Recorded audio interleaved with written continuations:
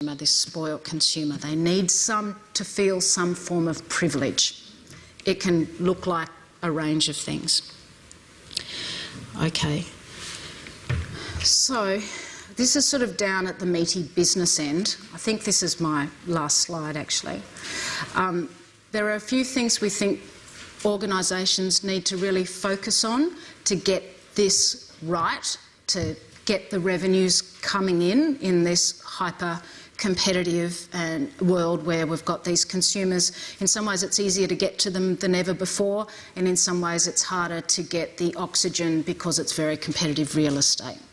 So data mining is essential, and I know across this two-day conference you've got a number of speakers who are talking to you about how to monetize the data that you get and how to start collecting the data that you get from your audiences, because I imagine that most of you are on the niche end of the spectrum, and therefore that means direct communications are probably the more financially efficient form of marketing, but it rests on having good monetizable intelligence about your audience.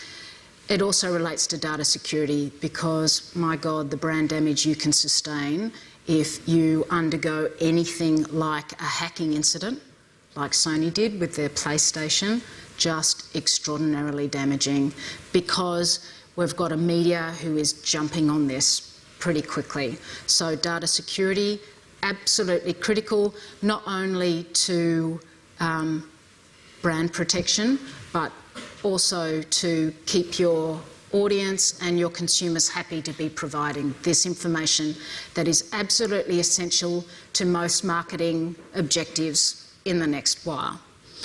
Future-proofing content. So this is really, if you're thinking about producing once, publishing many times, which is the new media mantra. So even if you're in the live performance area, taking some of your content, digitising it, having it filmed, uploading it to some digital platform where it can be shared as a marketing opportunity.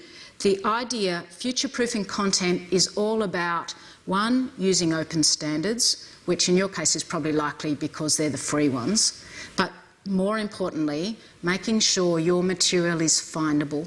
So tagging it properly, using metadata properly, because the consumption experience is not linear anymore. We have to be found.